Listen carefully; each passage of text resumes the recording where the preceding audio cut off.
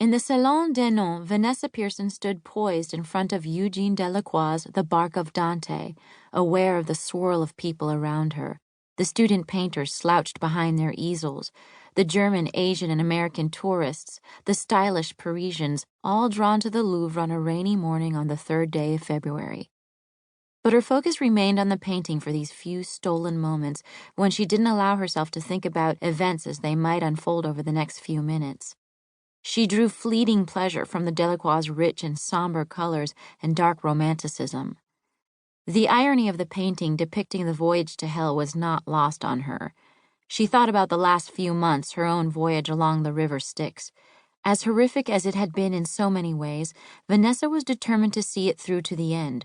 She admitted to herself that she loved the rush. She leaned in, fascinated, to look more closely at the artist's brushwork. The water droplets on the bodies of the damned looked so absolutely real, and for just a moment she was taken away from the weight of the operation in front of her. She felt the soft brush of eyes and turned to see a girl no older than 10, crisp in a navy blue school uniform and braids, standing close enough to touch.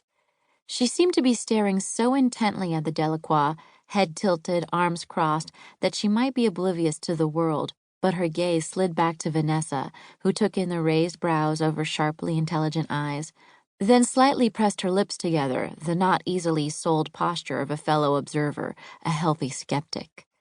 She liked that confidence, especially when manifested in young girls. They both smiled. "Time to move, B2. The order, audible only to Vanessa, was emitted from the tiny earpiece she wore. It came from Hayes, manning tech from the French service safe house a few kilometers away. Vanessa gave the girl an almost imperceptible nod, both in agreement that the subject was dismal, and then caught one last look at Dante and Virgil and the miserable souls roiling in the river Styx as she turned toward the entrance to the gallery and the staircase beyond. She descended as quickly as possible through the steady flow of visitors, noting the staccato of a woman's sharp heels on the marble, the musky scent of a rain-dampened wool sweater, the babble of myriad tongues. The Richelieu wing, housing the museum's Near Eastern antiquities from Mesopotamie archaïque, would have to wait for another visit not paid for by U.S. taxpayer dollars. Down the final sortie, she was just paces from the exit to the museum's exterior courtyard, where Jack, aka B1, the other member of the counter-surveillance team, Bravo 6, was in position. The crowd here was thick, and she had to refrain from pushing people out of the way. When she was very close to the exit, she could smell rain, and a chill ran through her. Dread? It had been only 2 months since she'd shot and killed a hired assassin, a Chechen who'd murdered at least a dozen high-level targets, including 3 of her assets, before he tried and failed to assassinate the head of MI5. She'd stopped the Chechen, but his boss, the man the CIA's Counter-Proliferation Division, CPD, knew only as Boot, was alive, presumably well, and still dealing death.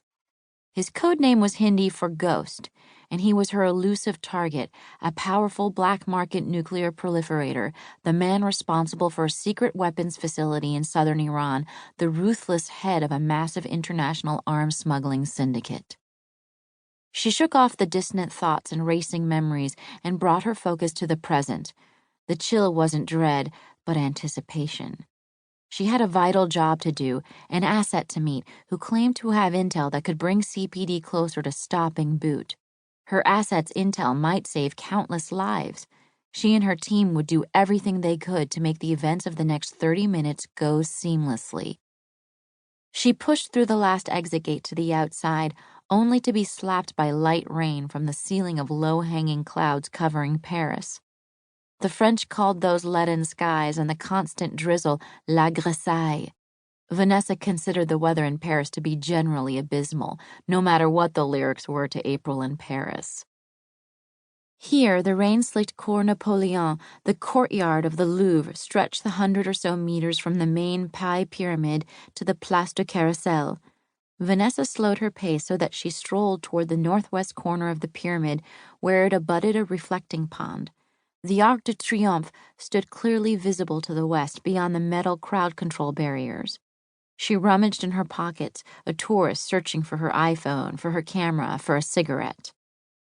She felt self-conscious, wanting to blend in, but her every nerve seemed to vibrate as she waited to make the meet. Her last meeting with an asset ended in disaster. He ended up dead.